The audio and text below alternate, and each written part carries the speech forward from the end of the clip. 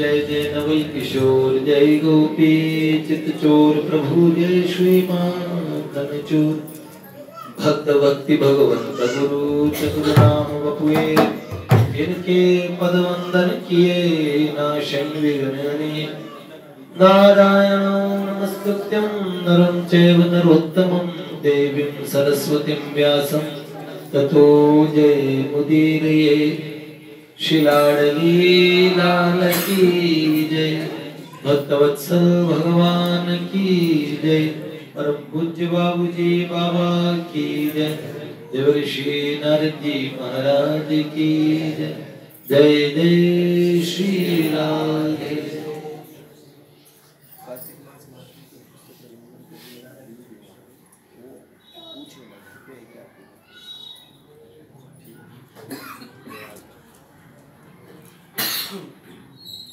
कैसे हैं आप सब लोग? आनंद में हैं?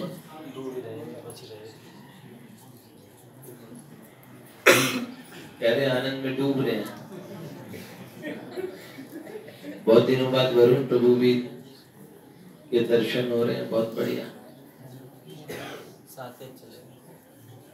क्या सुन रहे थे हम लोग? आज मनीष प्रभु आए हैं। ये मनीष प्रभु कौन है? एक तो हमारे बड़े मनीष प्रभु तो हैं ही, एक सामने ये जो मनीष प्रभु हैं ये हमारे श्री नरेंद्र भैया के सुपुत्र हैं। तो मनीष अब की बार वृंदावन ट्रिप में साथ में थे। कल मैंने इन्हें देखा, फिर जब मैंने कहा आज इसे ठाकुर जी की माला पहनाएंगे, फिर कल देखा तो फिर उसके बाद नहीं चले गए थे, कीर्तन में थे, फिर सत्संग के समय में नहीं दिखे मेरे को। कल बाबू जी आए थे, आज मेरे को ही दिखे। मैंने कहा कि भैया रुकना, तो मैं आज ठाकुर जी की माला पहनाएंगे। बहुत बढ़िया, बहुत अच्छा। हमारे घर का बच्चा है। इस बच्चे को हमने गोद में भी खिलाया, बहुत लाड प्यार किया है। इसके इतने छोटे से इनको देखा है और इनका सबसे प्रिय भजन था छोटी छोटी गैया छोटे छोटे ग्वाल। ये बहुत जैसे मनहर है ना, उस मनहर को जैसे गोद में खिलाते हैं ऐसे खिलाया हुआ है। अब कितने साल के हो गए बाबू? 20 साल के। बहुत बढ़िया, बहुत अच्छा, खुश रहो, बहुत अच्छा लगा। ग्रेजुएशन कर ली इन्होंने? ग्रेजुएशन हो गई ना बेटा? ग्रेजुएशन हो गई ना? तो नहीं, इनके माता पिता के, इनकी माता जी हमारी भाभी जी हैं, उनका भी बहुत भगवान में बड़ी प्रीति है। और हमारे दादी निकुंज परिवार के लोग हैं ये। तो भगवान यह न अधिक रघुबीर बड़ाई प्रणत कुटुंब पाल रघुराई।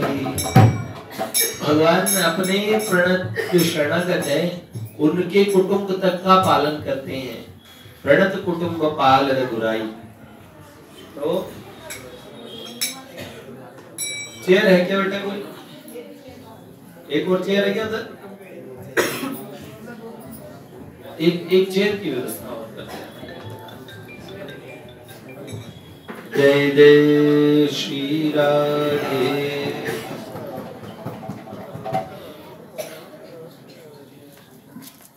कल हम क्या सुन रहे थे? वह चल रहा है पूज्य भाई जी का चरित्र। आज पूज्य पंडित जी श्री दया प्रसाद जी महाराज के उनका प्राकट्य दिवस है। वंदे महापुरुष ते चरणारविंदम परम पूज्य पंडित जी महाराज की जय।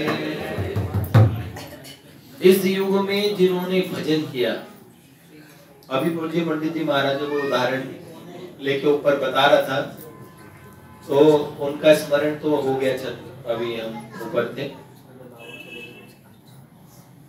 और इस युग में उन्होंने खूब भजन किया भैया। हम सुन रहे थे पूज्य भाई जी का चरित्र, है ना? कहाँ पहुंचे थे हम?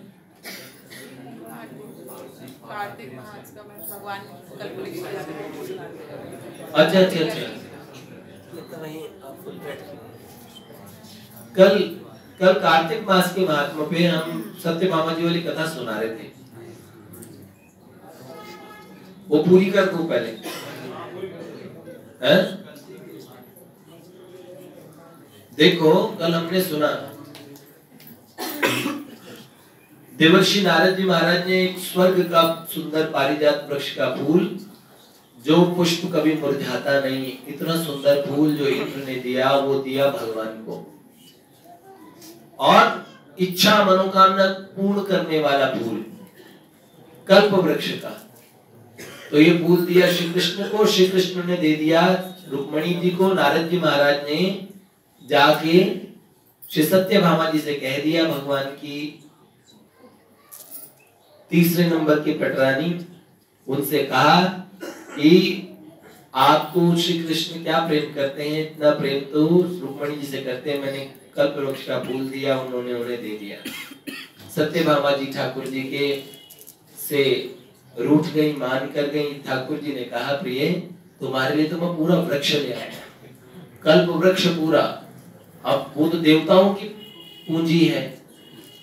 अब सारे देवता परेशान थे भौमासुर से, भगवान ने भौमासुर का वध किया और देवताओं को उनकी सारी ट्रेजरी उनके सारी लौटा दी, और देवताओं ने भगवान के सम्मान में और एक उत्सव आयोजित किया। सब देवताओं ने श्री कृष्ण को बुलाया, ये हमने कल सुना।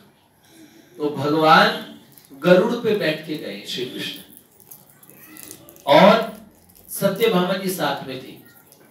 जैसे स्वर्ग में पहुंचे, अप्सराएं नृत्य करने लगी, इतना स्वागत हुआ। इंद्र ने भगवान का भोज दिया। श्री कृष्ण उस बड़े उत्सव, उस बड़ी पार्टी में थे। उस समय इंद्राणी अपना महल दिखाने के लिए सत्यभामा जी को ले गई। सत्यभामा जी को अपना महल दिखाने को ले गए। तो हम कल बता रहे थे स्वर्ग के कितने सुंदर आलिशान, जैसे हम यहाँ का देखते 5 स्टार होटल्स वगैरह, तुम देखते ना, होटल हयात में रुकवाते हैं कोई अपने जो अच्छे आने वाले गेस्ट वगैरह को ना, हम इस होटल में रुके, इस होटल में रुके, ऐसे करते हैं ना, सारी सुविधाएं होती है वहां पे। तो स्वर्ग का जो सबसे खूबसूरत पैलेस था, उसको दिखाने के लिए इंद्राणी का अपना महल, इंद्राणी ले गई सत्यभामा जी को। सत्यभामा जी भगवान की पत्नी। तो देखो एटीट्यूड पे आए ना, तो एक आदमी इस बात पे भी एटीट्यूड होता है उसका कि संसार में जिन लोगों के पास में प्रभावशाली लोग हैं, अब मिशेल ओबामा जो आई थी, जो अमेरिका की फर्स्ट लेडी थी, बराक ओबामा की धर्मपत्नी, तो कितना वो ओबामा की वाइफ है, और अगर कोई ट्रम्प की हो तो हो गए, अब तो ट्रम्प है। तो आप सोचो कितना होगा कि हम इतने पावरफुल हैं। भगवान के तो निज जन्मों में अहंकार, स्थूल अहंकार की तो कोई गुंजाइश नहीं, लेकिन सत्यभामा जी ने सारा ऐश्वर्य देखा है। तो जब स्वर्ग उन्हें दिखाने लगे ना, तो इंद्राणी सोच रही थी ये चीजें महंगी महंगी दिखाएंगे तो इंप्रेशन में सत्यभामा जी ऐसी आंखें खुली रह जाएगी, ओ हो। जब दिखा रहे थे ना, तो सत्यभामा जी ऐसे देख रही थी, भगवान की पत्नी है, उन्होंने क्या नहीं देखा। द्वारिका स्वर्ग से करोड़ों गुना ज्यादा खूबसूरत थी। तो उन्होंने अनंत गुना, करोड़ क्या, भू वैकुंठ है, द्वारिका तो वैकुंठ धाम है। अब जब सत्यभामा जी गई ना, तो ऐसे देख रही सब चीजों को, तो उनका एटीट्यूड लगा, किनको लगा? इंद्राणी को। तो इंद्राणी ने सत्यभामा जी का अपमान कैसे कर दिया? जब उन्हें लगा एक मानवी होके मेरे को कुछ नहीं गिन रही है, और सत्यभामा जी ऐसे आके बैठी जैसे सिंहासन पे जैसे बैठना हो, देखो रानी बैठी हो, इंद्राणी के साथ में ऐसा बिहेव कर रही थी जैसा उन्हें लगा कि मेरे को तो ये नौकरानी के बराबर समझ रही है, और मैं स्वर्ग की महारानी, और देखो एक साधारण मानव और स्त्री, और मेरा प्रभाव नहीं मानती। ऐसा उनके मन में आया। स्वर्ग की एक जो परिचारिका थी, उनकी सेवा करने वाली इंद्राणी की वो सत्यभामा जी की केश सज्जा करते समय उसने कल्प वृक्ष के फूल लगा दिए। तो कल्प वृक्ष के फूल जैसे ही लगे वैसे ही इंद्राणी ने झिड़क दिया कि ये कल्प वृक्ष के फूल हैं, ये मनुष्यों के काम की चीज नहीं है, मनुष्यों को तो देते भी नहीं है, ये तो देवताओं की चीज है, इतना स्टैंडर्ड सब देवताओं का होता है, तुम तो बिल्कुल पागल हो। भगवान की पत्नी को कोई ऐसे कहे। सत्यभामा जी ने कहा ओके, आपका स्वागत हमने बहुत स्वीकार कर लिया, अब हम चलेंगे द्वारिका वापस। तो द्वारिका वापस जाने के लिए ठाकुर जी के पास में सभा में सत्यभामा जी जाती है और ठाकुर जी को इशारा करती है चलो। ठाकुर जी ने भी पूछा नहीं कुछ। इंद्र ने सोचा कुछ गड़बड़ की है, जब लगता है मेरी पत्नी ने कोई गड़बड़ की है, ये तो श्री कृष्ण की धर्म पत्नी परम माननी सत्यभामा जी, और ये ऐसी उनको देख के ऐसा लग रहा है कि कुछ इनका रुक्ष व्यवहार है। तो सत्यभामा जी ने कहा चलिए अब चलते हैं, और भगवान बिन कहे गरुड़ पे बैठ गए। मार्ग में उन्होंने देखा, क्या देखा?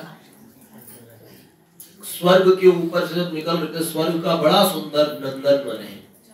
नंदन वन इंद्र के बिहार की जगह है, जहां इंद्र एंजॉय करते हैं। हाँ, नंदन वन। और जैसे कुबेर की अलकापुरी माने थे, इंद्र का नंदन वन, स्वर्ग का नंदन वन बड़ा प्रसिद्ध। उस नंदन वन के बीच में मिला पारिजात वृक्ष। पारिजात वृक्ष इतना खूबसूरत। सत्यभामा जी ने पूछा प्रभु ये पारिजात ये कौन सा वृक्ष है? उन्होंने बोला यही कल्प वृक्ष है। सत्यभामा जी ने कहा इसे उखाड़ लो। तुरंत गरुड़ जी ने भगवान का आदेश मिलते ही उस वृक्ष को उखाड़ लिया। स्वर्ग के जितने भी जो देवता रक्षा करते थे उसकी, सब आए, गरुड़ जी ने सबको पीट के भगा दिया था। और भैया छोटे से पौधे में उस सुंदर वृक्ष को परिवर्तित कर दिया, जैसे बुके होता है ना गुलदस्ता, सत्यभामा जी के हाथ में दे दिया। और कैसे द्वारिका में लगाओगे ना तो ये वापस ये बड़ा वृक्ष बन जाएगा, द्वारिका में ले चलो, कैरी करना। देखो पोर्टेबल बना दिया है ना। तो अब स्वर्ग के देवता जितने पिटे वो इंद्र के पास गए। इंद्र महाराज अभी कुछ दिन पहले ही नरकासुर ने सब देवताओं को बराबर कर दिया था, उस समय श्री कृष्ण ने उसका वध किया। और इंद्राणी ने कहा ये मेरी बेइज्जती है, कल्प वृक्ष मेरा सबसे प्रिय वस्तु है, आप छीनो, लड़ो श्री कृष्ण से। तो उन्होंने कहा पगली, श्री कृष्ण से मैं नहीं लड़ पाऊंगा। श्री कृष्ण ने बचपन में जब 7 वर्ष के थे ना, तभी मेरे को पराजित किया था, मैंने बड़ी स्तुतियां की थी, मुझे मत उलझाओ इस काम में। तब भी उन्होंने कहा अच्छा मैं पतिव्रता हूं, आप मेरे पति हैं, अगर आप युद्ध नहीं करेंगे, मेरी प्रिय वस्तु की रक्षा नहीं करेंगे, तो आज मैं खुद युद्ध करूंगी। तो जैसे ही ये कहा तो इंद्र ने कहा चलो हमें जाना पड़ेगा। तो ऐरावत पे बैठ के सभी देवताओं को, अग्निदेव को, वरुण देव को, सब देव दिशाओं के जो लोकपाल है सबको इकट्ठा कर लिया इंद्र ने, और कहा श्री कृष्ण से युद्ध करना है। सब देवताओं ने कहा बात ठीक नहीं है, अभी श्री कृष्ण से अपने मतलब के लिए हमने कितना कितना उनकी स्तुति की, कितना कितना हाँ उनका हम वो करते हैं, और दूसरा आप कहते कृष्ण तो भगवान स्वयं। बृहस्पति जी ने बहुत समझाया, गुरु जी ने, उन्होंने कहा यार भगवान का तो भजन करना चाहिए, तुम भगवान से लड़ोगे, समझाया, पर आखिर जीत पत्नी की हुई। इंद्राणी ने कहा कि आपको युद्ध करने जाना है। इंद्र गए और कहने लगे प्रभु मैं मजबूर हूँ, मेरे घर में जो युद्ध चल रहा है उस युद्ध से मैं ये युद्ध जरूर के हार गया, आपसे हारना मुझे मंजूर है, लेकिन मैं आपसे युद्ध करूंगा। और तुम युद्ध देवताओं के बीच में और श्री कृष्ण के बीच में छिड़ गया। भगवान ने शांग धनुष से बाण चलाए, थोड़ी देर में देखा देवताओं का समूह चारों दिशाओं में भागने लगा। इतनी तेज प्रत्यंचा की गड़गड़ाहट हुई, सब देवता कान बंद करके बैठ गए। श्री कृष्ण ने करोड़ों करोड़ों दिव्यास्त्रों को प्रकट किया और युद्ध चलने लगा। महेंद्र इंद्र बड़े पराक्रमी हैं और जब भगवान वामन भगवान बने तो इंद्र बड़े भाई थे, तो इंद्र भगवान श्री कृष्ण के बड़े भाई भी तो हैं, तो इंद्राणी कौन हुई? भाभी।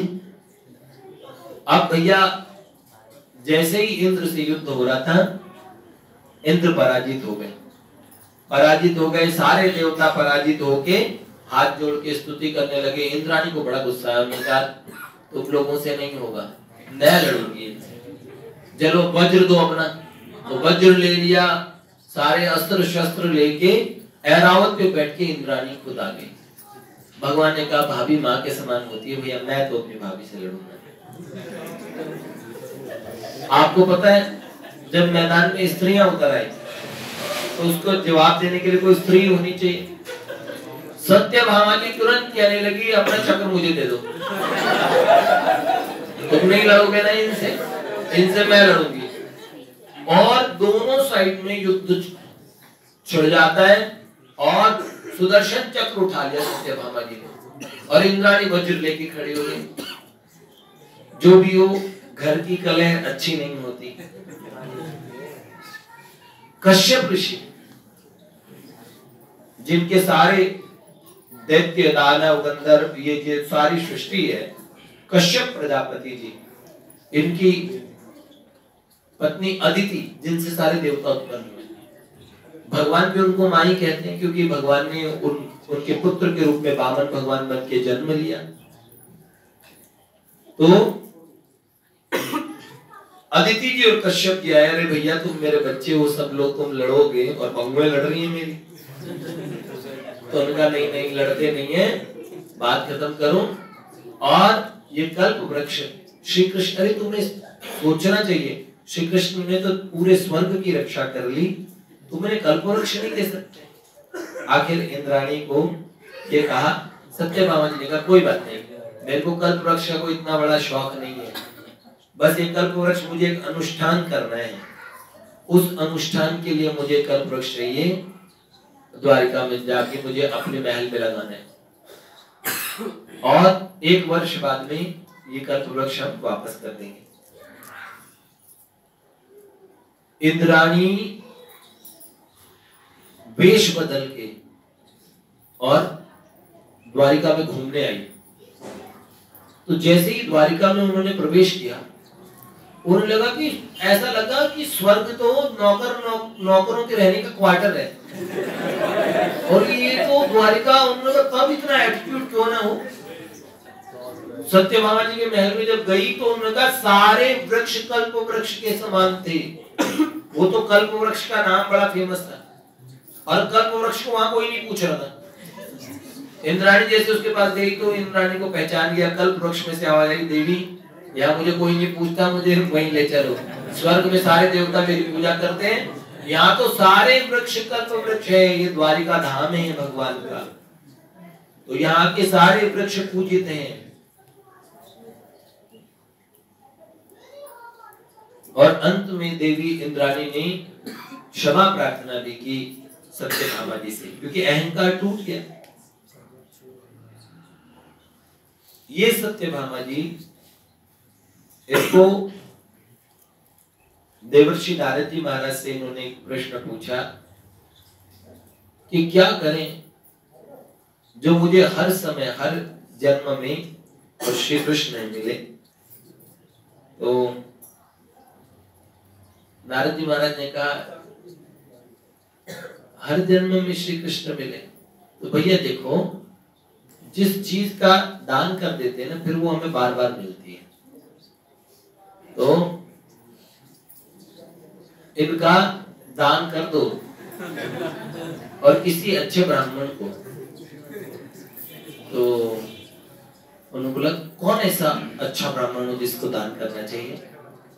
तो बोला हमारे बारे में क्या ख्याल है, हम बहुत बढ़िया ब्राह्मण हैं, हमें ही दान कर दो, दान ले लेंगे ढंग से। और उनका कल्प वृक्ष से बांध के करते हैं वो कल्प वृक्ष भी देते हैं और वो दान भी देते हैं। अब सत्यभामा जी ने निर्णय किया कि हम एक उत्सव करेंगे, उनमें श्री कृष्ण को दान दे देंगे। उन्होंने सोचा ये क्रिया ऐसे ही होती होगी। भगवान की 16,108 रानियां, सब में हल्ला मच गया कि सत्यभामा जी दान दे रही। बहुत सब दुखी हुई, बहुत समझाया, पर सत्यभामा जी ने कहा नहीं, इनके हम इन्हें दान देंगे तो देंगे। और भैया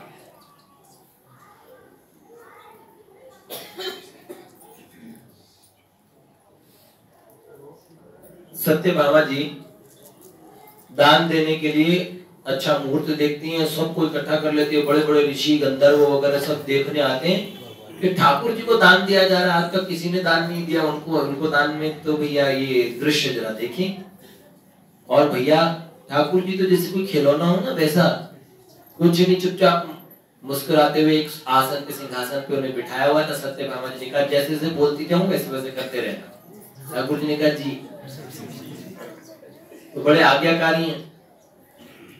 अच्छा, अब हुआ क्या, रुक्मिणी जी तो अपने महल में आनंदित। सत्यभामा जी ने किया तो ऐसा अपनी समझदारी से कि दान दे दूंगी तो मुझे श्री कृष्ण हर जन्म में मिलेंगे। लेकिन उन्हें क्या पता जिन्हें दान दे दी वो बड़े कौतुकी है। नारद जी महाराज ने मंत्र बुलवाया, संकल्प करवाया कि आज ये दिन है, ये घड़ी है, ये समय, ये स्थान है? इस संवत्सर अमुक नाम संवत्सर है, अमुक स्थान है, और मैं श्री कृष्ण को, देवर्षि नारद जी महाराज को दान में देती हूँ। करो देवी संकल्प और जल छोड़ दो। और जैसे ही जल छोड़ा, नारद जी महाराज ने कहा ठीक है अब ये हमारे हो गए। तो कह ठीक है, दान खत्म। अब सत्यभामा जी ने सोचा दान का प्रोसेस पूरा। तो नारद जी महाराज पूछा अब आप कुछ जीविए खाइए? हाँ अभी हमें भूख नहीं है। तो चलो भाई, हाँ अब अपना दान की हुई चीज बटोरते हैं। तो उन्होंने कहा हाँ चलो भाई, चलो हमारे साथ चलो। आप एक काम करो, लंगोटी पहन लो, आज से बाबा जी हो गए आप, और आप हमारी दान की कोई चीज है तो आप व्यक्तिगत, आप हमारे हैं, पर्सनल। ठाकुर जी सबके, हर आदमी भगवान को अपना बनाना चाहता है। वो सर्वस्व चाहम हृदय सन्निविष्ट, हर जीव के हृदय में। वो 16,108 रानियों के नहीं, जितनी ऋषि गोपियों के रूप में बनी, वेद की ऋचाएं गोपियों के रूप में बनी, हर अवतार में जिन जिन भक्तों ने भगवान से प्रेम किया, सब गोपियों के रूप में जिन्होंने, तो हर भक्त के अंतरात्मा के रूप में भगवान स्वयं है। तो ऐसे ठाकुर जी व्यक्तिगत तो सबके हैं, लेकिन तब भी प्रकट रूप से व्यक्तिगत ठाकुर जी सबके मेरे हों, ऐसा सबके मन में चाहत होती है। देवर्षि नारद जी महाराज ने हाथ पकड़ा, चलो हमारे साथ। ठाकुर जी ने कहा जी गुरु जी चलता हूँ। जैसे ले जाने लगे, सत्यभामा जी ने कहा आप तो इन्हें देने वाले ना, हमें ये तो मुझे मिलेंगे ना अगले जन्मों में। अभी तो ये हमारे हो गए, दान दी हुई चीज हमारी है। सत्यभामा जी ने कहा ये आप क्या कह रहे हैं? आप क्या करेंगे? हम क्या लेंगे? बाबा जी आप हमारे पतिदेव है, ये तो बहुत अच्छी बात है पतिदेव आपके, पर आपके पतिदेव को आप दान दे चुकी हैं, ठीक है ना? उन्होंने कहा दान दे चुकी हैं। अरे इनके बिना मैं एक क्षण भी नहीं रह सकती, और वो 16,107 बाकी है, वो रो रो के मर जाएंगी। अरे इतनी स्त्रियों का घर बिगाड़ रहे हो आप। मैंने तो सोचा था दान देके फिर ये रहेंगे मेरे घर पे, दान दे दूंगी। उन्होंने बोला ऐसा कोई दान थोड़ी होता है, दान तो दिया तो दिया, अब ये हमारे हुए तो हुए। सत्यभामा जी ने कहा आप चले जाएंगे इनके साथ में? बोले देवी आप मुझे दान दे चुके हो, मैं तो नेता हो चुका हूं, आप तो मेरे गुरुजी, मेरे सपने चाहे आप पहले आपने कहा आप मेरे हो, ठीक है, अब आपने कहा आप इनके हो, संकल्प सहित कहती हूँ कि मैं दान दे चुकी हूँ, दिया दिया दिया, अब दे दिया तो हम इनके हो गए। बोले आप ऐसा नहीं कर सकते। मैं मजबूर हूँ, मैं तो बंधा हुआ हूँ धर्म के नियमों से। बड़ा दुख हुआ, सत्यभामा जी पछाड़ खा खा के गिरने लगे। ऐसा दुख देखा देवर्षि नारद जी महाराज ने देखा, उनका देवी इतना दुख ना करो, अगले जन्मों में मिलेंगे ना तुम। उन्होंने बोला मुझे नहीं चाहिए अगले जन्मों में, अभी तो मैं इनके बिना रह नहीं सकती, क्षण कर रहा, आप इनको ले जा रहे हो। तब बहुत ज्यादा सब लोग समझाने लगे। देवर्षि नारद जी महाराज ने देखा सारी रानियां विलाप करने लगी, अरे भगवान के घर में तो मातम होने लगा, ये तो बड़ी दुख की बात है। तो सारी देवियां कहने लगी कुछ प्रतिग्रह बदले में और ले लो आप, और हमें ही दे दो। तो सत्यभामा जी की एक तो ये बात मन से निकल गई। उनके मन में ये था कि उनके घर में सोना बहुत है। सम्यंतक नाम की मणि थी, वो हर रोज सोना उगलती थी, सूर्य भगवान से मिली थी वो मणि। सत्यजीत की बेटी थी ये। तो इनके मन में ऐसे पड़ा था कि पैसा भी मेरे पास बहुत है, दौलत बहुत है, धन। तो उन्होंने कहा कि कोई बात नहीं, जो भी आपके पास जितना इनके वजन के बराबर माल है वो हम आपको दे देते हैं। तो नारद जी महाराज ने कहा वैसे माल का हमें करना क्या है, लेकिन इनके वजन के बराबर दे सकती हो तो दे दो। तो भैया श्री कृष्ण को एक पलड़े में बिठा दिया, तराजू में। ठाकुर जी तराजू में बैठ गए। अब इधर से खूब सोना लेके आए, सारा सोना लगवा दिया, पर श्री कृष्ण वाला पलड़ा ऊपर ना इतना वजन ही नहीं, लगते तो नहीं है इतने वजन, इतने मासूम से इतने प्यारे से लगते हैं ये। फिर देखा खूब इतना सामान दिया अपना सारा, फिर अपने कंगन चूड़ियां उड़िया देवी ये भी रह गया, ये देखो नाक का दे दो, ये क्या कदाचित इससे हुआ है। तो उनको सारी उनके आभूषण भी उतरवा दिए, सभी रानियों के आभूषण उतरवा दिए, पर किसी भी तरीके से वो पलड़ा ऊपर हो ही ना और जमीन से लगा ही ना। अंत में देवी रुक्मिणी जी के पास में रोते रोते सत्यभामा जी पहुंची। उनका दीदी आज कैसे श्री कृष्ण को बचा लीजिए, आज मेरी जिद के कारण मैंने उन्हें दान दे दिया, अब अगर उनको रोक सकते हैं, अगर उनको उनके बराबर वजन का हम द्रव्य दे सके, तो उनके बराबर वजन का हम कुछ दे नहीं सक रहे हैं, ऐसी सी बात है। तो रुक्मिणी जी चुपचाप आई, वहां सारा नजारा देखा, सारी सब रानियों के मुंह उतरे हुए और सब दुखी, सब विलाप कर रही हैं। तो रुक्मिणी जी ने कुछ नहीं किया, एक तुलसी जी का पत्र लिया और तुलसी जी के पत्र पे लिखा चंदन से कृष्ण, वो की चंदन से लिख दिया और कृष्ण नाम लिख के वो तुलसी जी का एक पत्ता उस तराजू में जैसे रखा और तत्काल भगवान वाला पल्ला ऊपर चला गया, नाम वाला पल्ला नीचे आ गया।